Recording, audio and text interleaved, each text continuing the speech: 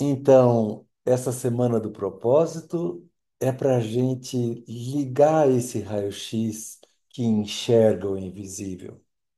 O invisível que vamos enxergar é o nosso ser, o nosso coração. Nós vamos ligar o raio-x para enxergar as nossas relações. Vamos ligar o raio-x para vermos o nosso sistema familiar e como que algumas cargas pulam de geração em geração. Vamos estar de raio-x ligado para a gente enxergar a grande imagem da vida, que aos nossos olhos não fica possível de ser vista essa imagem, porque os nossos olhos se enchem daquilo, dessas belezas todas que nos rodeiam. Essas belezas às quais nós damos o nome de realidade. Mas, para falar a verdade, o nome seria realidade incompleta, porque não é a realidade completa que a gente enxerga. Dentro da banda da visibilidade, a gente enxerga bem pouquinho, só o espectro visível. A gente não enxerga as ondas, a gente não enxerga os campos nem magnético, nem outros campos.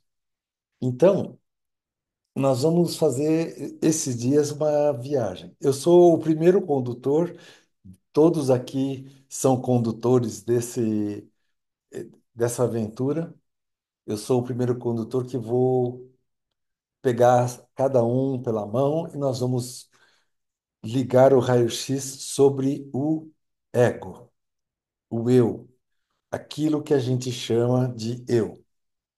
E é engraçado, porque quando a gente fala eu, a primeira coisa que a gente faz é apontar para o peito, né? A gente não fala eu apontando para a cabeça. Eu é o coração. E curiosamente, quando a gente está apontando o eu para o coração, a gente está entrando em contato com uma dimensão bem mais profunda do que o eu, que, que está no coração. E o eu é uma espécie de casquinha que envolve o coração e que ele fica lá para ganhar uma atençãozinha, porque o eu, no fundo, não está no coração. Então, primeiro raio-x que a gente vai ver é que o eu não está no coração. O coração está muito mais profundo do que o eu. O eu é uma espécie de roupagem que a gente usa para estar nesse campo da realidade. Eu vou compartilhar umas imagens.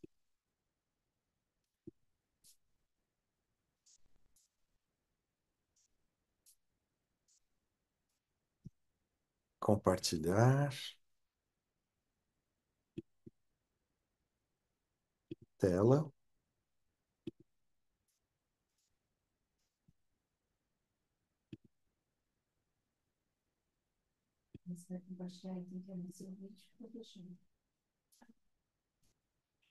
Ah, sim.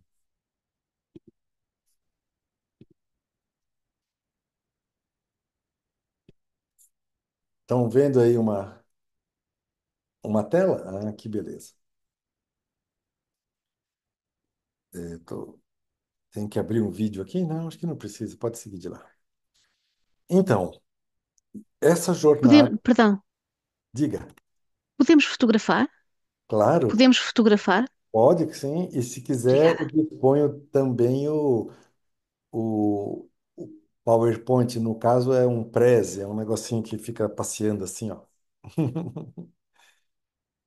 Então, o eu é a primeira instância que nós estamos vendo. Na verdade, amanhã nós vamos ver o caminho e no terceiro dia nós vamos ver onde podemos chegar, o destino. E nós somos as três coisas. Nós somos o eu, nós somos o caminho e nós somos o destino. Mas a gente tem que ir bem profundo por partes. Então, o eu é a roupagem, a identidade, o nome, os aspectos exteriores, como alto, baixo, branco, preto, são os nossos medidores externos, o eu. E também a gente apropria outras qualidades para o eu, como rico e pobre, como brasileiro ou português, irlandês. Nós, no fundo, estamos. O eu adora expandir essas roupagens. E é um jeito de ser comparado. Uma pessoa que tem uma roupa boa deve ser mais rica do que uma pessoa que tem uma roupa mais simples. Então, nós criamos regras da sociedade, etiquetas, através da cultura. O que a gente pode dizer, a cultura herdada, porque isso vem da geração anterior, que veio da geração anterior da anterior e assim para trás. De forma que a construção do eu é um construto de longa data que se apresenta para a gente. E, curiosamente, nesse eu vão estar presentes alguns entraves emocionais. Porque, no fundo, a gente pode se perguntar: mas quem sou eu? Eu sou esse que tem que estar sempre alegre, eu sou esse que tem que estar, que não se permite estar triste. No Brasil se diz, como você vai? Todo mundo diz, tudo bem, mesmo quando não está bem. Faz parte da cultura desse povo dizer que está tudo bem. É como se não fosse autorizado, liberado não estar bem. Então, podemos ver também que o eu traz essas cargas transgeracionais que vêm pela família, os assuntos não resolvidos na família. A gente pode até categorizar em três grandes assuntos não resolvidos na família: o que não foi visto, o que não foi sentido e o que não foi compreendido. Vou dar um exemplo: o que não foi visto, reconhecido, um avô ou um bisavô ou lá para trás que morreu sem ser reconhecido pela sua vida. Nos últimos tempinhos dele, ele estava muito triste e falava: ninguém me valorizou. E aí ele morre com essa dor. Pergunto a vocês: essa dor fica nele ou ela migra para as gerações? No campo do sentir, eu podemos ter uma bisavó ou mãe da bisavó, assim para trás, que amava muito uma pessoa, mas teve que se casar com outra e amargou uma vida sem experimentar a explosão do amor. Essa dor de ter vivido, ter feito uma família com quem não amava, essa dor fica no sistema. Então, é a segunda. E a terceira vai ser não foi compreendido, que é uma dor de alguma nossa bisavó ou bisavô que estava em casa olhando aquela criancinha linda que foi dormir e de repente ele se surpreende com um barulho e vai ver aquela criança morre inesperadamente ou acontece um acidente e vem uma dor. No caso de uma doença, vem uma inferioridade, vem uma dor de querer saber o que aconteceu com essa criança. Então, a dor de querer compreender de ter vivido um evento traumático não compreendido, pula também nas cargas geracionais. Então eu pergunto para vocês, as dores do eu são nossas ou apenas estão em nós? Elas têm nossa DNA ou nós, por amor, fidelização ao sistema, tomamos essas cargas? O eu, ele gosta de tomar para si até aquilo que não é dele, né? Então, por exemplo, se alguém faz um elogio, o eu gosta de pegar esse elogio e trazer para si. Mas esse mesmo movimento o eu faz quando tem uma dor, ele também pega para si. E nós vamos ver que essas dores do eu se categorizam então em três dores fundamentais, estruturais, básicas, que nós vamos ver já já com a Duane.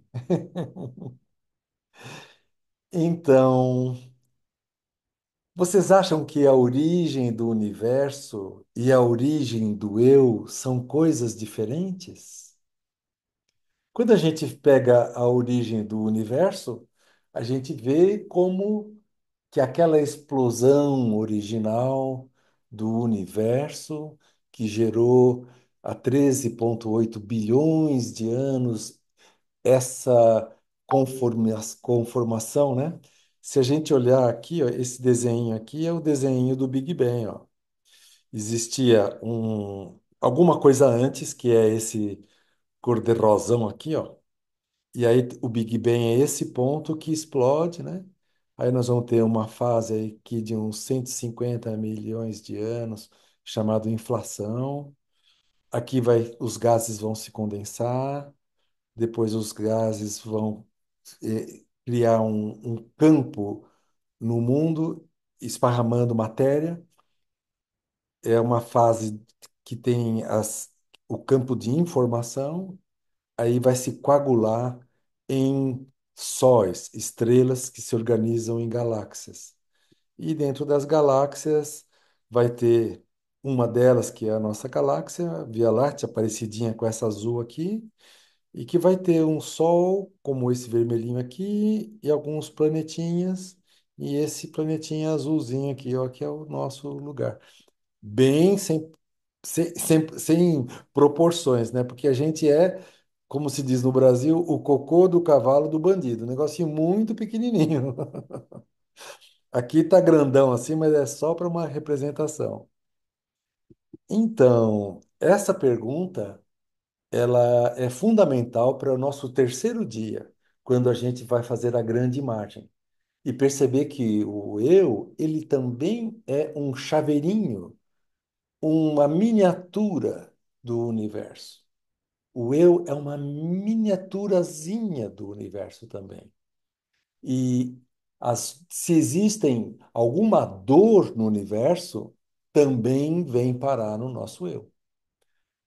E aí eu pergunto para vocês, olhando a estrutura do eu, olhando a história que os seres humanos têm feito nesse planetinha azul, olhando como que ao longo desses 150 anos, de 150 mil anos de história da nossa espécie, sem ter nenhum ano, nós não passou um ano sem que não houvesse entre a nossa espécie algum tipo de guerra.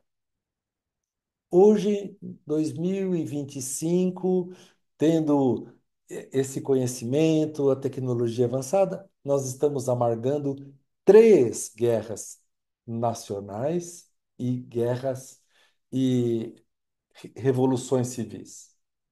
Então, parece que o eu não soube encontrar o caminho da paz. Ele soube aprender, ele aprendeu ao domínio.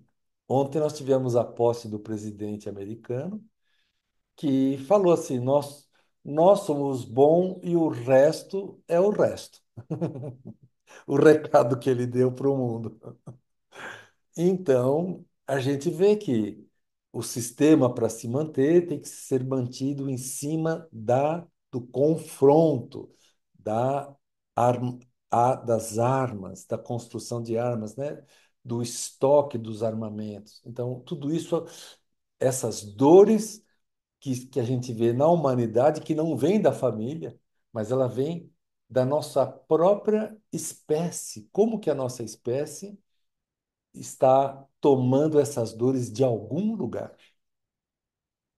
E então, eu convido vocês também a olhar um aspecto que a gente olha muito profundamente nos cursos do Imensa Vida, que a gente olha muito profundamente, que é, vocês estão vendo aqui esse quadrinho bonitinho que está no meio, mesoderma, endoderma e ectoderma, e no meio tem um branquinho, vocês estão vendo? Que é uma espécie de salsicha lá que está no meio. Muito bom. Essa é a fotografia do nosso primeiro citoblasto. É a fotografia da nossa primeira ordem, organização, organela, a organização viva do nosso corpo. Ele está construído em três camadas de pisos, três camadas do embrião. Uma camada interna, uma no meio e uma externa. E essas camadas vão formar órgãos diferentes. Então a gente até consegue perceber que os órgãos da primeira camada adoecem quando as cargas que se grudam na primeira camada estão presentes. Da mesma forma, os órgãos ligados à segunda, o mesoderma, também se enfermam quando são esses órgãos recebem essas cargas. Então, o nosso corpo somatiza, traz essas cargas e vai adoecer. Então a gente consegue perceber pelo órgão que está que está acendendo a luzinha vermelha, o órgão que está trazendo a dor, a gente consegue perceber a origem dessas cargas ou no sistema familiar, ou na história da pessoa, ou na história da humanidade que reflete a o universo. Então, só para mostrar que esse assunto é um assunto muito profundo.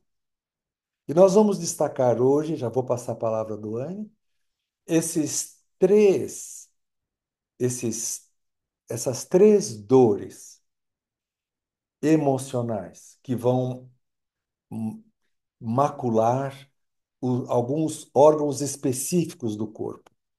Primeiro que a gente vai ver, a primeira dor que a gente vai ver, ou a carga que a gente vai ver, é o medo. A segunda carga é a vergonha. E a terceira carga é a culpa. Curiosamente, a carga medo vai se conectar com o piso antigo e a um cérebro antigo chamado cérebro reptiliano. Depois a gente vai ver que vai impactar o sistema gastro. Já a vergonha é o piso meso, é o cérebro mamífero, outro cérebro, e vai impactar os órgãos mamíferos e os órgãos reprodutivos. E por último, a culpa, as cargas que chegam na culpa, a culpa que a gente sente, ela gruda num piso novo, no terceiro cérebro, que é o cérebro racional. Curiosamente, a gente então vai descortinando e entendendo que as enfermidades são janelas que se abrem para a cura. A gente vai vendo que as dores, quando uma pessoa fala assim, mas eu trabalhar a mim mesmo, eu querer entender o autoconhecimento, eu não, prefiro ficar aqui quietinho, porque daí não vou trazer nenhum sintoma. Mas é justamente ao contrário. Quando a gente se dispõe a entrar nesse mundo de enxergar o invisível, é que a gente tem a chance de avançar na cura para nós, para o nosso sistema, para as nossas relações, fazendo uma vida longa, alegre e abundante. Muito bom! Aqui já vamos falar já é o material de amanhã. Vou interromper aqui e vou passar a palavra para a Duane para falar dessas três dores e deixar que ela fale do coração. Duane, medo, vergonha, culpa. Como que a gente pode olhar isso no microscópio de enxergar, no raio-x de ver invisível? Então, o medo, a vergonha e a culpa são emoções é, que ficam enraizadas profundamente na nossa experiência de vida. E quando nós temos a oportunidade de analisar o medo, a vergonha, a culpa, através da lente das constelações sistêmicas, isso pode nos ajudar a revelar dinâmicas ocultas que muitas das vezes nós não conseguimos ter essas percepções, né?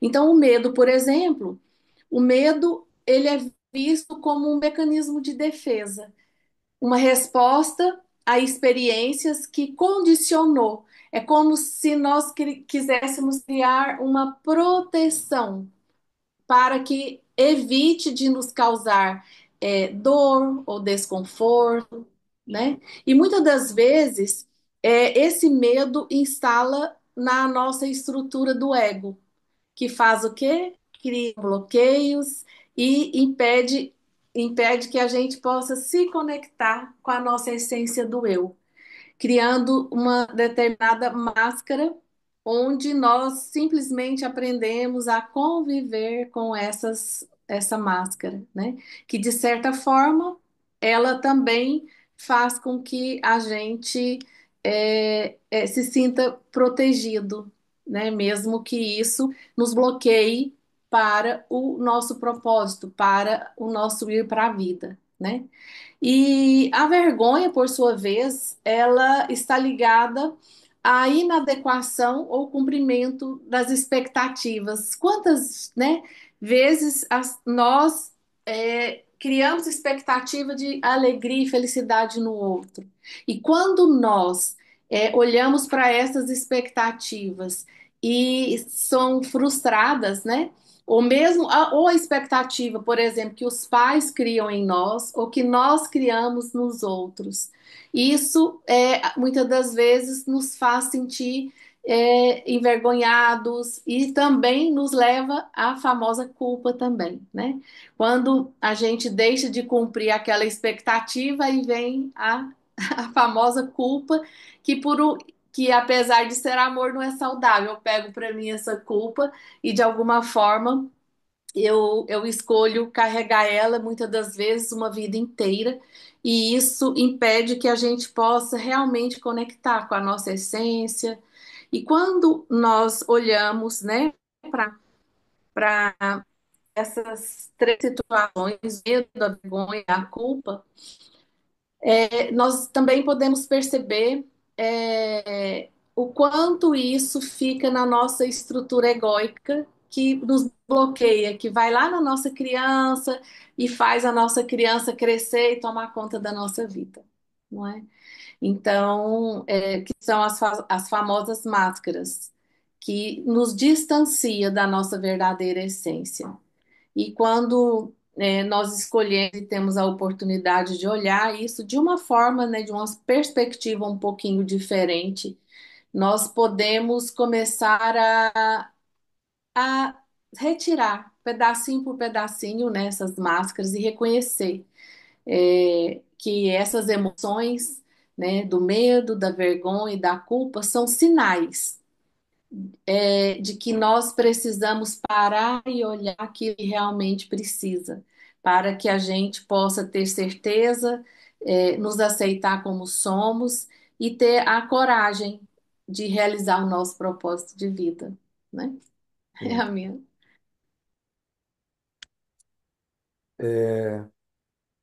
Ixi. Ana Cristina, você escutou a Duane falar que os vínculos de amor fazem a gente ter expectativas de tanto passar para o outro ou como também receber do outro, e que quando se frustram, levam à doença. Então dá a impressão que tem um amor que é bom e um amor que não é bom. Você pode falar um pouquinho para a gente disso? O que é que a gente chama de amor e que, no fundo, é um amor simbiótico e o que que é um amor que libera? A gente pode falar do amor que cura e do amor que adoece, né? Sim, O podemos. amor que cura e o amor que adoece. E, e eles andam muito pertinhos, né? Eles são muito companheirinhos um do outro. E por hora a gente está neste amor que adoece, pensando que está no amor que cura, né? Pela força deste amor que adoece, muitas vezes nós não consideramos o outro, o jeito do outro, a expressão do outro, né? Nessa tentativa de tanto amor que até dói, né? Que até machuca e impede o desenvolvimento. Então, nesse momento, a gente está nesse lugar do amor que mais adoece do que cura, né? O amor que cura, ele vem quando eu posso olhar para o outro e fazer um movimento de profunda aceitação do jeito deste outro, né? Sim, legal. E podendo olhar para este outro da forma como ele é, não ter o desejo de modificá-lo em nada, Uhum, apenas de aceitá-lo e caminhar ao lado dele assim como ele é, seja filho, seja companheiro e seja até nós mesmos.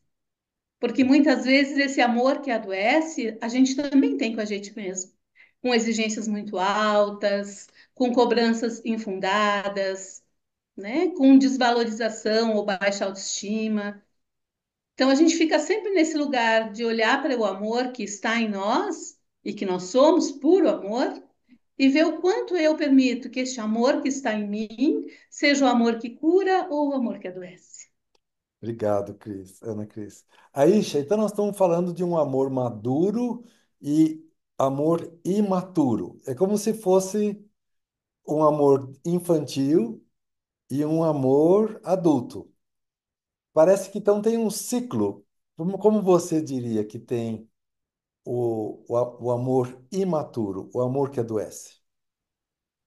Hum, Boa tarde, Boa Aisha. tarde, boa noite, pessoal.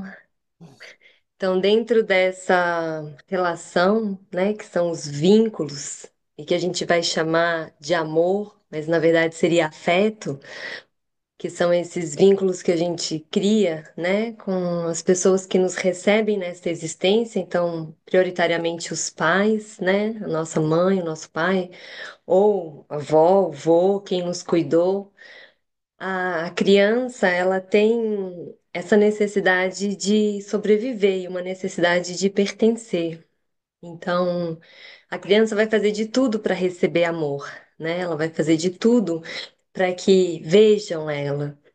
Então, o amor infantil, a gente traz essa ideia, né? Assim, como a Ana Cristina trouxe tão bonita, assim, um amor que adoece, é esse amor que a criança ela acaba abrindo mão das suas necessidades, né? Para poder estar a serviço da necessidade do que os outros querem dela. Então, muitas vezes, aquela criança pequenininha que tem uma expressão única de ser, que está ali, né, tão pequena, experimentando a vida, descobrindo o mundo com aquele olhar curioso, alguém chega para ela e fala: não pode. Não, está errado. Não pode ser assim. Se comporta de outra forma. E aquela criança que é espontânea, né, alegre, que ela está vivendo a vida com esse olhar sempre novo, ela começa a ver que não pode ser do jeito que ela é. Então ela vai se fechando, que é justamente o que a Duane trouxe do medo. O medo como um mecanismo de defesa. Então, aquela criança que antes estava fazendo tudo a partir do coraçãozinho dela, não tinha talvez ainda essa separação do eu, né? Ela estava experimentando a vida, ela de repente começa a ver que tem um jeito certo de se comportar, que tem uma maneira que o outro gosta mais dela. E aí essa criança que tinha uma relação direta, né, com o mundo à sua volta, começa a perceber que ela não está tão certa assim, porque o que ela faz não está agradando. Quando eu me expresso, o outro não me reconhece. Então, o que eu preciso fazer? Ela abre mão da essência, né? Ela vai soltar, ou vai deixar, né, para trás as necessidades ou a forma como ela via, né, a vida, e ela passa a se adequar àquilo que o outro espera de mim. Então, essa criança, assim, tão pequena, tão inocente, ela começa a perceber o que que a mamãe gosta. Ah, o que que o papai fica feliz? O que que a vovó espera de mim? E a gente começa a colocar essa ideia de como nós deveríamos ser, né? A Acabou ideia de de criar como o eu. nós Acabou deveríamos de ser. criar. Acabou de criar o eu, acabou de criar, então eu preciso ser assim. O que eu Sim. sou não é suficiente. E se o que eu sou não é suficiente, eu vou estar sempre esperando corresponder à expectativa do outro. E no fundo, eu me perco de mim, porque quando eu agrado o outro, eu não estou sendo quem eu sou. Então a gente vai entrando num mecanismo desse amor que adoece e um amor infantil, porque a criança está fazendo por amor àquele que ela ama, para receber carinho, para receber atenção, mas ela não está fazendo mais por si mesma. Né? Então Uhum. a gente vai se perdendo nesse caminho e por isso vem o medo, vem a culpa, vem a humilhação, a vergonha, como formas da gente tentar se adequar, né, naqueles parâmetros sociais, culturais, temporais, de forma que a gente vai se perdendo de quem nós somos para estar de uma forma que gostaria que estivéssemos, Sim, aí. né? Vamos aproveitar que temos uma embriologista conosco, a Cleide, que é terapeuta, consteladora também. Cleide, como que você vê isso dentro dessas dores, esse amor que cura e o amor que adoece, é, no corpo? Como que você vê o ciclo? É tão interessante que a gente ouve falar muito da criança, né? A criança, criança.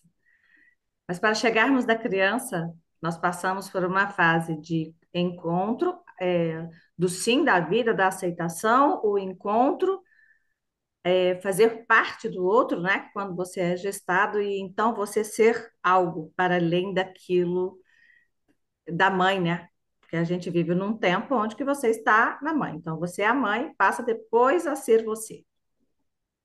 E é muito interessante que é neste momento que nós criamos o ciclo do amor imaturo, porque a criança ela deseja sim, de forma ardentemente, o amor egoísta, o amor só para ela. O tempo é só dela, a vida é só para ela. E esse amor egoísta faz com que ela se sinta rejeitada. E ao se sentir rejeitada, ela vai automaticamente sentir vergonha, né? Porque como pode ela vai sentir o ódio, e como pode ela sentir ódio daquele que ela ama? Então, nós já temos aí um amor egoísta, nós já temos aí a rejeição, e nós já temos aí também que onde a gente, o ódio que a gente vê, a agressão, o sentimento de rejeição, de abandono, vem todo dentro dessa questão. E essa necessidade do amor, até se sentir rejeitada e excluída, ela vai sentir também a vergonha. E esses sentimentos vão criando máscara. À medida que você vive uma máscara. Você vai vivendo até chegar no processo de culpa. E quando nós estamos diante de um juiz, todo aquele que é culpado merece ser punido. E como forma de punição, nós temos aí a exemplo dos adultos, relacionamentos fadados ao fracasso, vida financeira de ganha e perde o tempo todo, não está feliz com aquilo que faz. Tudo isso vem determinado pela expressão de conexão desse espermatozoide com esse óvulo e como ele foi visto por essa mãe e esse pai. E aí a gente leva para o resto da vida sendo incapaz de perceber que isso é uma criação interna. Então, a gente vai jogando a culpa no vizinho, nós vamos jogando a culpa no presidente, nós vamos jogando a culpa no prefeito, no namorado que não foi bom, no segundo namorado que não foi bom também, na esposa também que não foi boa, e nós vamos jogando. E a cada vez que a gente joga, nós vamos nos liberando da responsabilidade de que não é um padrão repetido, mas sim que é a minha experiência nessa vida.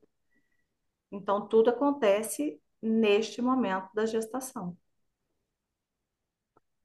Nós E temos. aí vai se repetindo ao longo da vida, porque aí depois nós vamos estudar Freud e tantos outros, que é a primeira infância, a Uhum. segunda, o adultecer, né? Então nós vamos ter outras experiências, mas tudo baseado nessa fase da vida.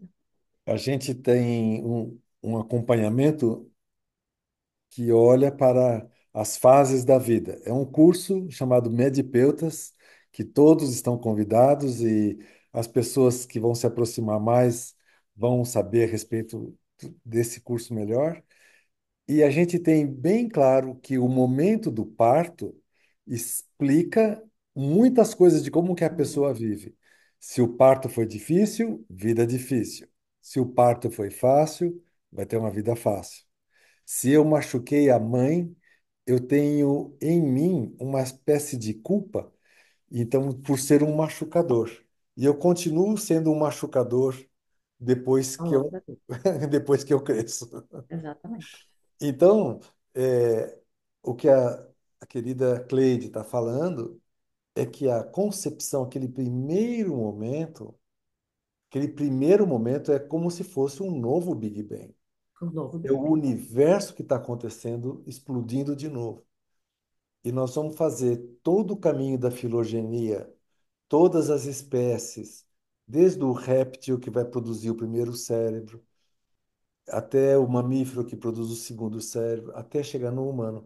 Então, nós vamos contar toda a história da vida nesse planeta durante aqueles meses de gravidez.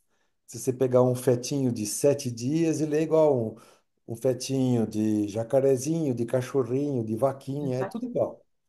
Depois é que diferencia, né? Descamba. Agora, Tarso, deixa eu só fazer um comentário que hoje em dia com a tecnologia, já é possível, já foi possível, né? Porque já tem dados aí apresentados da foto da conexão do óvulo com o espermatozoide. E há de fato uma explosão de luz, há de fato uma explosão. Então, é sim um Big segundo Big Bang. Bang. Big Bang. Milhares de Big Bang aí. Muito bom. Sidneia, conta um pouquinho para a gente, dentro desse expectativa, o que que você poderia dizer do seu trabalho ou de você? Como que as constelações ajudam a liberar, sanar essas cargas que estamos falando?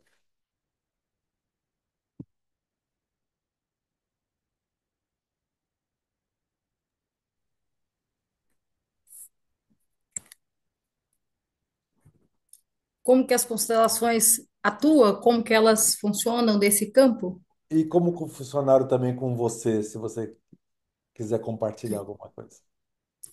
Olha, Tasso, com as inúmeras oportunidades que eu tive, tanto na minha formação pessoal, quanto na atuação, né, diretamente com as pessoas, seja de forma individual, mas principalmente coletivo, a potência e a capacidade do olhar transformador. Aquele olhar que nos leva a um lugar que só o campo, só a constelação permite, onde todos nós, de forma muito plena, muito lindo, saímos do julgamento e somos capazes de olhar para qualquer dinâmica que se apresente a partir de um lugar verdadeiro, a partir de um lugar genuíno, onde todos nós olhamos sem apontar dedos, onde nós somos capazes de ver, de ver de forma verdadeira e, acima de tudo, de sentir, de compreender juntos. Aquele olhar que Hum. transforma. que quase sem nenhuma palavra é capaz de transformar. E como é que você veio parar no campo das terapias, querida Cid?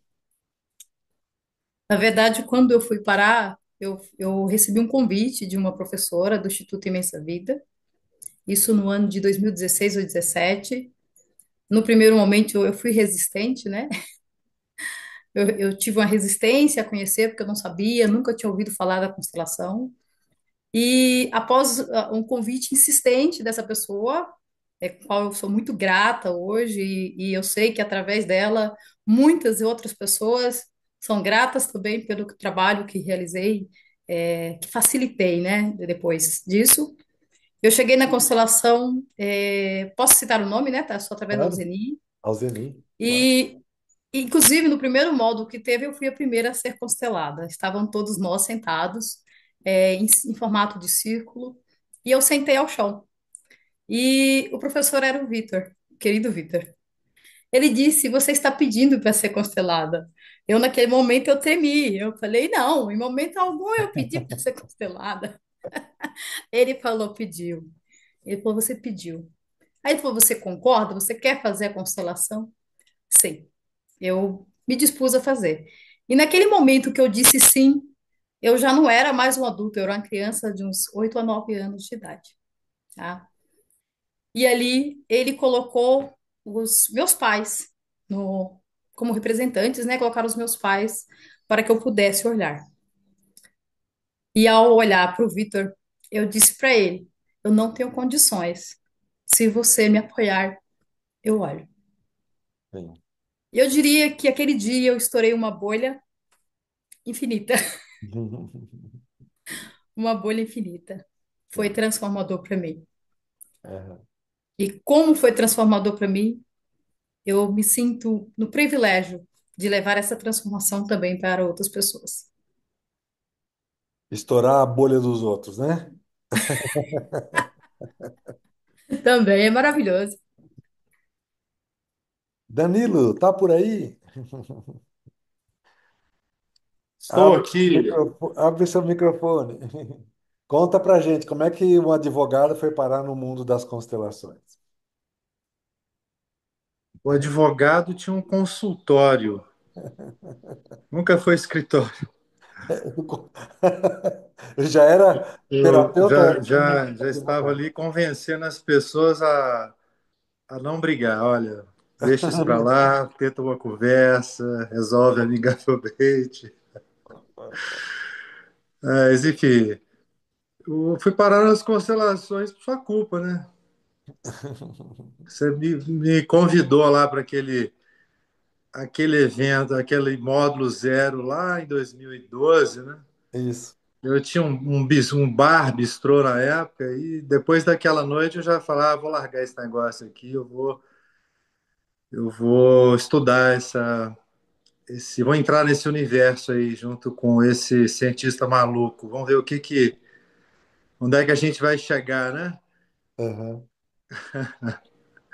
sim. Mas é isso. E, E aí você fez a primeira turma do Imensa Vida, Belo Horizonte um. As pessoas que cara, não, inesquecível aquilo, viu? as pessoas que 35 pessoas. isso. E era tão interessante porque ali era a primeira turma, né, também, e estava se formando. Então, a gente nem tinha certeza qual ia ser o próximo professor, É. né? E aí era tão legal isso, porque era sempre uma surpresa.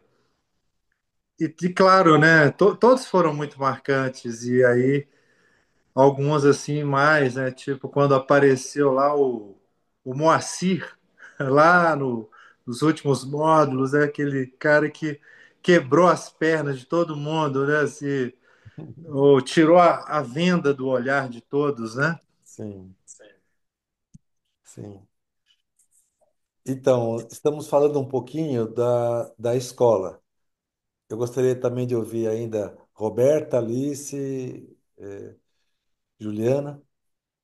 Então, a escola tem uma metodologia que é trazer para os 10, 9, 10 módulos que tem a formação, oficialmente são 9, pessoas diferentes, sempre pessoas que têm abordagens diferentes, visão diferente, que é muito diferente de quando você faz um curso com um professor só, e que você aprende o jeito daquela pessoa. Então, essa diversidade, esse pluralismo, é o DNA dessa escola, de sempre trazer. E, curiosamente, o Danilo fez a turma um e logo depois ficou professor e, e, e desenvolve um trabalho muito bacana e ele atende constelações tocando piano. Ele é um pianista, ele tem um trabalho de constelação chamado Piano Essencial, que ele coloca a pessoa sentada, ou online ou presencial, e ele toca a música que vem, o que ele pensa, os dedos dele já executam, o que ele sente, melhor dizendo, e aí ele faz um movimento chamado Novas Constelações, que coloca a pessoa fora daquele quadrado que ela se requadrou. E então ela percebe outras dimensões lá. Está previsto depois de amanhã, na quinta-feira, uma palhinha do pianista Danilo. Vai vir tocar e pode ser até atender uma pessoa, né, Danilo? Você pode. Olha, maior prazer. Obrigado, Tarso, por ter explicado aí, né, tão bem o trabalho, enfim. Sim, E o Tá, olha, gente, o Tarso também é músico, viu? Pianista também, tem trabalho dele lá no Spotify. sim. Tem o meu também, que é o nome Piano Essencial. E, enfim, quem depois tiver curiosidade, né, são músicas instrumentais, elas são interessantes para esse trabalho terapêutico, quando você está trabalhando, atendendo pessoas, é porque tem essa tônica, né, da troca, da cura ali, da empatia, do acolhimento, enfim. Mas é isso, na quinta-feira, se o Zoom nos permitir, tirando os filtros, Isso, nós eu vamos tenho conseguir. certeza Vai que dar, vai dar. os experts aí vão saber isso aí. Então, Obrigado. eu vou passar a palavra para as pessoas que ainda não falaram, né? A Roberta, a Juliana, a Eu Alice. posso só falar uma coisinha rápida? Por favor, Dô. No meu curso de constelação, eu tive a oportunidade, eu quis viajar pelo Brasil para conhecer lugares diferentes. E eu fui para Curitiba com a Lili. E o Danilo foi o professor de Novas Constelações. Eu tive a oportunidade de conhecê-lo e de participar de uma constelação onde ele tocava lá no navio piano, tinha um órgão, mas deu tudo certo. E aí nós pegamos uma tela e foi, né, e pintamos um quadro. Foi algo assim transformador, fantástico. É o que me encanta, né, no Instituto Imensa Vida, é essa oportunidade de novos olhares, né? Não existe uma regra, um padrão, né? Nós estamos abertos e prontos a olhar para aquilo que precisa, principalmente de forma diferente, né? Foi muito bom. Tá, só pegando uma palhinha rápida aqui, né? Já que trouxe essa imagem. Dona, eu lembro demais de você lá, lembro daquele momento nosso lá, foi incrível. E foi realmente a primeira vez que aquilo aconteceu, né? De repente a gente estava ali, eu era o facilitador do módulo, e aí parece que veio como se fosse um download, assim, olha, vamos fazer uma coisa aqui, vamos ampliar essa história e me ver a história da tela. Aí eu perguntei, gente, alguém aqui tem uma tela para pintar? Aí o pessoal, como é que era o nome dele, gente? Aquele lá, tá, que Carlos tem, que Henrique. faz os, hã? Carlos Henrique.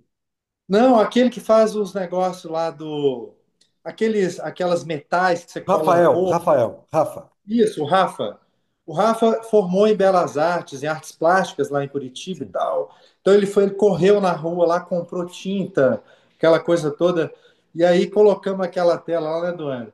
E cada um foi lá e fez uma pincelada. Quer dizer, eu não havia visto ainda isso acontecer. Então foi naquele, igual você disse, naquela ambiente que tem essa energia, essa vibe do Imensa Vida, aquilo aconteceu, uma constelação na tela. E foi assim, é só a gente que estava lá que sabe o que foi, né? Pena que a Lilian está aí também. É. Mas Não, enfim, era só fantástico. para. E a hora que alguém ia lá, pegava o pincel, passava, aquilo me dava uma raiva. Por que que ela foi lá fazer aquilo naquela tela, naquela hora? Mas foi muito, no final, nossa, foi muito transformador, muito interessante, uma experiência mesmo incrível, incrível mesmo. Foi uma das alunas lá, né? Gente, é difícil lembrar nome, né? Mas enfim, uma dessas, ela continuou fazendo esse trabalho, não sei se ela ainda faz lá em Curitiba, né? E me mandava direto assim foto dos grupos de constelação que ela organizava com as telas pintadas ao final. Eu falei assim, ai, que bacana isso, né? Vamos proliferar essa ideia. Roberta, conta pra gente um pouquinho da sua experiência de ser constelada, o que mudou, o que soltou.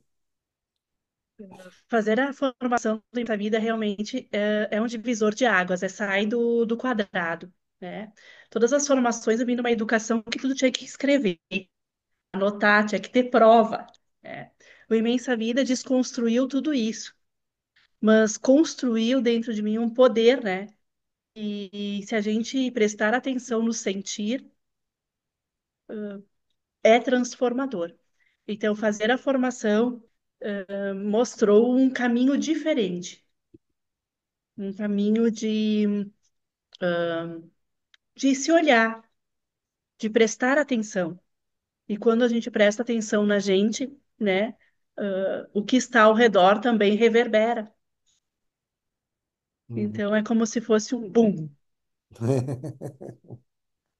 Obrigado, Roberta.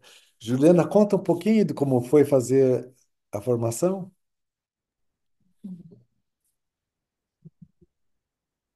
A formação surgiu na minha vida depois de eu passar por um câncer, e eu acho que esse câncer ele foi já a portinha de entrada para descobrir o caminho, né? E depois dele que eu tive a coragem de fazer algumas mudanças na minha vida e, e aprofundar nas terapias. Então, aprofundei, né, Reiki, comecei com Reiki e descobri que a constelação familiar era também um caminho que, que me enchia, né, que me poderia me preencher. Então comecei a formação e foi realmente a cada módulo, a cada professor que surgia, né, diferentes, todos eles, acho que não repetiu nenhum professor.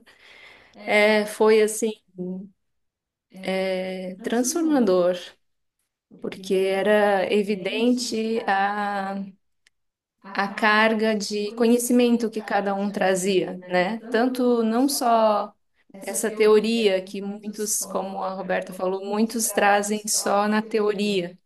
E, na verdade, eu percebo assim que você percebia que a pessoa não falava só por falar, que não era só teoria, que era algo que também foi vivenciado por ela. Então, ela pode falar com autoridade sobre aquilo, porque ela vivenciou situações em que isso, então, é transformador para quem escuta, para quem aprende com a pessoa, né?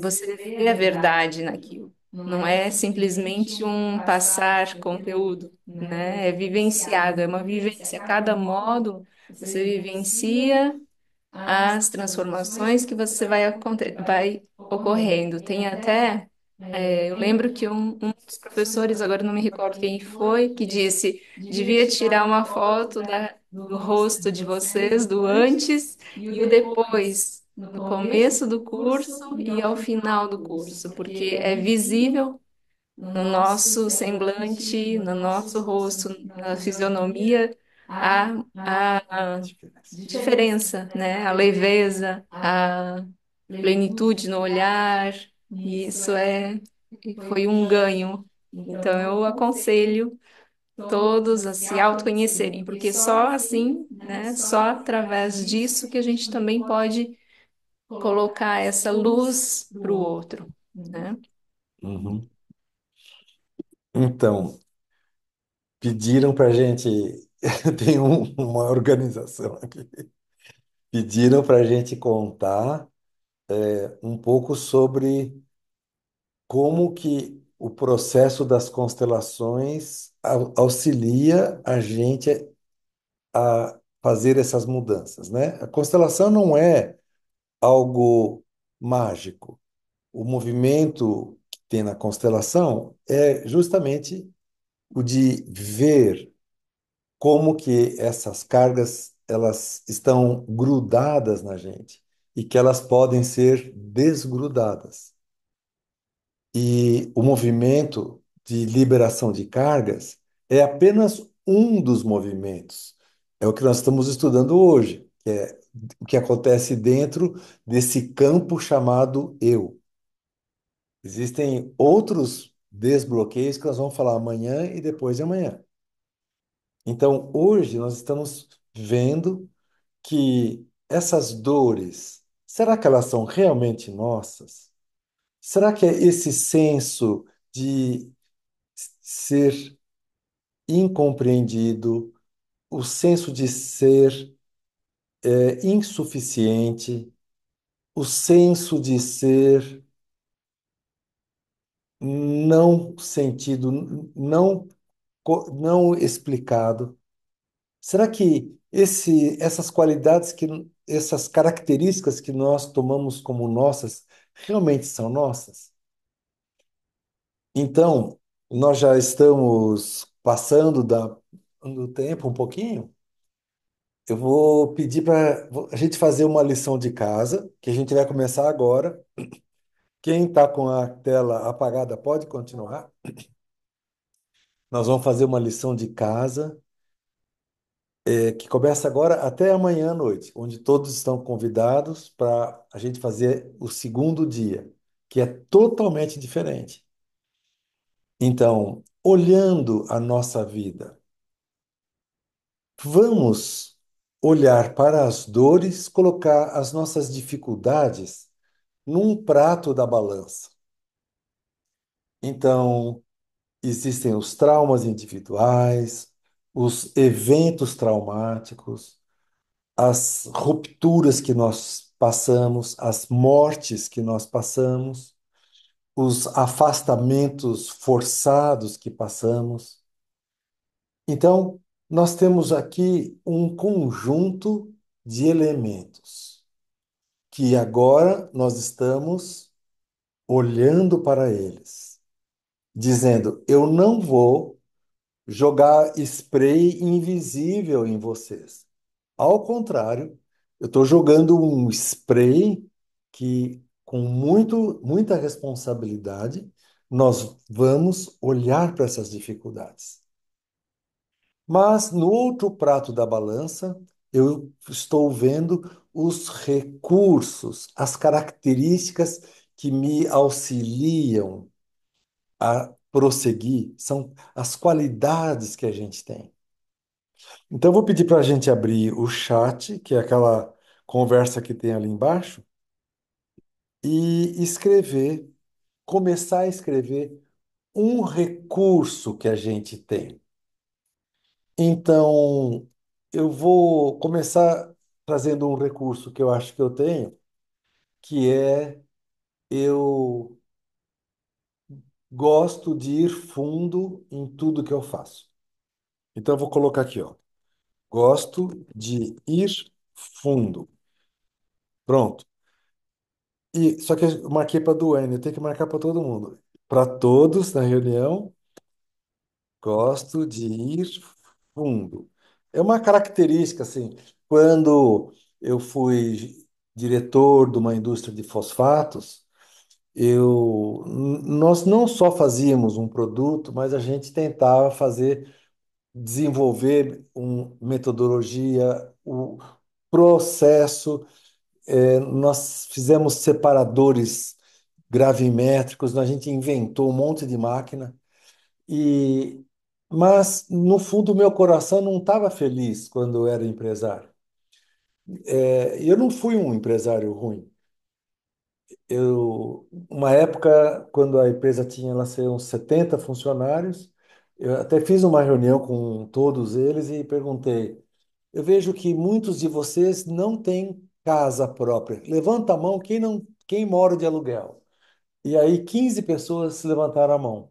Eu falei, então eu convido vocês, esses 15, nós vamos pegar um pedaço da fábrica aqui do terreno, vamos cortar e dividir em 15 lotes, vocês podem construir a casa aqui e a gente faz uma cerquinha e vocês vêm morar aqui.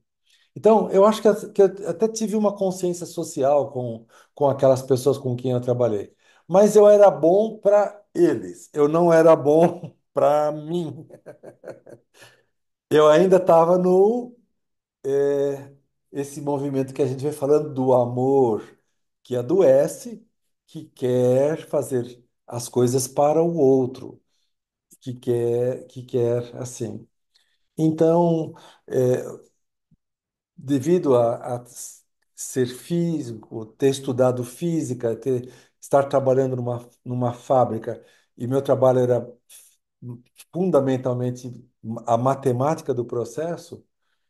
Então, eu também tive a chance de, num determinado ano, que foi 92, ter ido estudar física na Califórnia com um dos bambãs da física quântica, que é o David Bohm, que é o, o que eu considero, dentro dos físicos que trouxeram a quântica, é o mais holístico, é o que trouxe uma visão mais ampliada. Ele foi o amigão do Dalai Lama, porque ele conversava com todo mundo, ele gravou diversos vídeos e participou das escolas do Krishnamurti, que era um filósofo na Índia, na Inglaterra e na Califórnia. E eu conheci fui até na casa dele, lá na Califórnia, e foi uma experiência que me marcou muito quando ele falou assim, num seminário para físicos, ele falou assim: até agora a física se comportou dentro da compreensão lógica, matemática.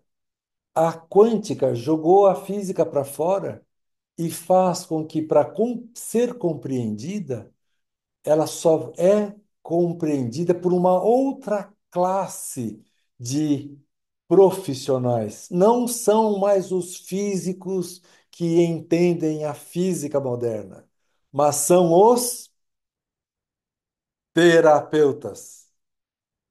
Aí eu fiz assim, gastei uma grana para vir aqui estudar com esse cara, para ele falar que para entender isso tudo não pode ser o pensamento físico, fazer Clifford Álgebra, né? Que é aquela álgebra que vai decaindo sobre si mesma, assim, né?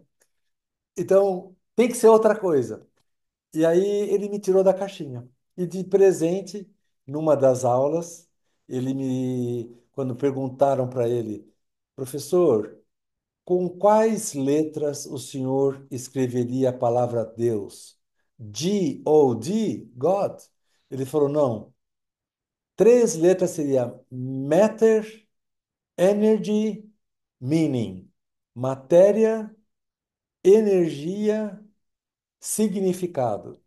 E eu lembro perfeitamente nesse dia, eu coloquei matéria alfa, energia beta e significado gama, e foi exatamente naquele ano de 92 que eu comecei a pesquisa do alfa, beta, gama, que inspirou, que eu apresentei no livro Imensa Vida, que depois a gente vai falar, e que gerou, foi um dos movimentos que gerou o Instituto Imensa Vida. Então, sem querer, naquele dia lá, a conversa com ele foi, como dizer, seminal. Seminal quer dizer que é como uma sementinha. Aquele encontro produziu uma sementinha em mim, que produziu uma escola que formou 3.500 terapeutas pelo mundo, em muitas cidades brasileiras, 5 países, e agora nós temos até uma sede na cidade do Porto, junto com a Duane, no bairro de Maia, não é isso mesmo, Duane? Isso. Te- Temos o, uma sede agora em Portugal e em outros lugares também. Então, falar do Imensa Vida, para mim, é contar uma parte da história, uma parte não só da história pessoal. Eu percebo que a Alfa Beta Gama é uma ferramenta que tem ajudado muitas pessoas a encontrar o seu lugar no mundo, porque são características físicas que a pessoa pensa assim: ah, eu sou a criança mais velha, a filha mais velha do meu pai. E aí a gente faz a leitura de alfa, beta, gama por constelação ou por estudo e percebe que aquela pessoa é uma segunda filha, não é uma primeira, e que teve uma criança que veio antes, ou ou perdeu, ou ficou como um segredo familiar que o pai teve com uma pessoa anterior ao casamento com a mãe e parará. Então, alfa, beta, gama também é um raio-x para enxergar o invisível, a verdadeira história da família. E é por isso mesmo que tem um espaço especial dentro do caminho, que é do curso, para a gente aprender a olhar dentro do sistema.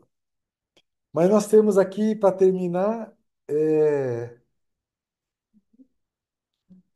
vamos ler para inspirar as pessoas. Isso. Você pode ler?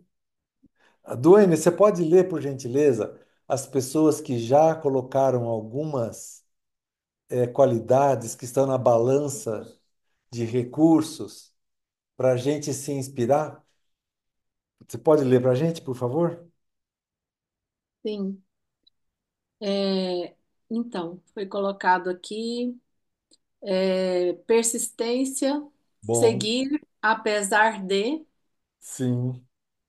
é, Superar, né? Superar. e, se tiver com medo, vai com medo mesmo. Tenho coragem para atravessar as mudanças. Ótimo, Procuro inovar. ótimo. Ser resiliente com amor. Sim. Sinto as sensações e sentimentos do outro no meu corpo. Sinto que posso ver pelos olhos dele. Empatia, alta empatia, quase uma compaixão. Ótimo. Isso. Criatividade, coragem, intensidade, resiliência, amor incondicional, otimismo e fé consciente, paciência, curiosa e intuitiva, curiosidade, persistente, otimismo e força, cuidar e empatia. Então, nós já prospectamos alguns recursos, certo? A nossa lição de casa para amanhã é trabalhar duas categorias de recursos. Os recursos que você sabe que tem, mas nós vamos olhar no vazio e temos que caçar um recurso que a gente não sabia que a gente tinha. Essa é a lição para amanhã. Temos que trazer um, dois ou três recursos que a gente não sabia que tinha. Então, a lição de casa é cavar o nosso coração cavar o nosso ser e encontrar recursos surpresa que nós vamos encontrar lá. Isso é importante porque muda o foco da nossa mente de olhar para o conhecido e nos coloca diante do que realmente é, o que nós somos e uma parte de nós que é desconhecida. Eu lembro da história do moço que perdeu o cachimbo e estava procurando à noite o cachimbo debaixo de um poste de luz. E perguntou para o outro: Você quer me ajudar? O que que você está fazendo aqui? Ah, estou procurando o cachimbo. Aí ele começa a procurar e fala: Você perdeu o cachimbo aqui? Não, eu perdi o cachimbo lá no escuro, mas lá não dá para procurar, só dá para procurar aqui. Então, o conhecimento, ele leva a gente aonde ele ilumina. Mas nós não queremos perguntar para o nosso conhecimento, nós queremos perguntar para o nosso ser. O que o seu ser quer mostrar para você de recurso presente e vivo em você? Essa é a lição de casa, tá bom? Alice, você quer dar um oizinho, por favor, querida? Rúbia, também, por favor, uma palavrinha. Boa noite, boa noite. Eu acho interessante te escutar, Tarso. Sempre achei que eu entrei na Imensa Vida, eu entrei pelas portas do Médio Peutas, que para quem vai fazer a formação é um caminho muito, muito profundo e muito interessante, que nos faz viajar em nós mesmos, né? Acolhendo toda a nossa história com muito amor, honrando toda a nossa história, reverenciando a todas as nossas experiências, né? E trazendo uma expansão desse olhar interno e também externo. Então, eu acho um privilégio nessa formação, para quem for fazer, ter esse caminho do Medipeutas e também do detox, né? Então, assim, a imensa vida, a proposta do imensa vida eu vejo como um alargar, um expandir, um ampliar em nós mesmos, o nosso ser, dando, oferecendo possibilidades realmente de evolução, né, a partir desse olhar interno. É isso. Obrigado. Rúbia, querida.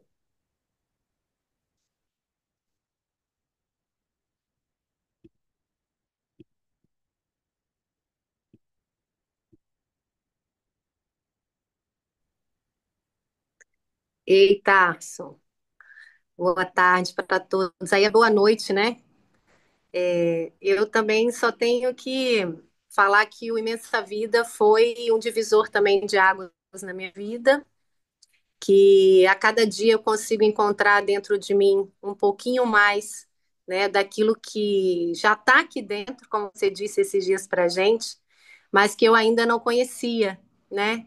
E a cada movimento que eu faço, né, através das outras pessoas na minha vida, eu consigo ir mais profundo, eu consigo ter mais entendimento, né, daquilo que está oculto lá dentro da gente.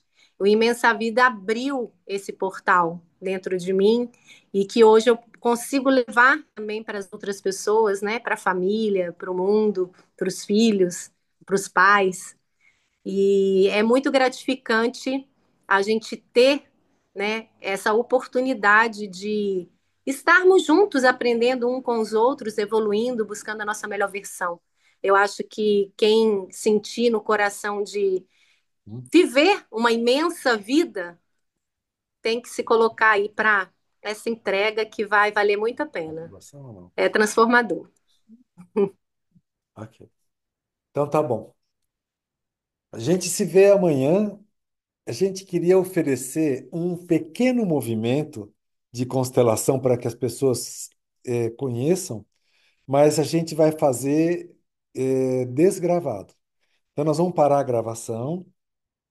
Ok.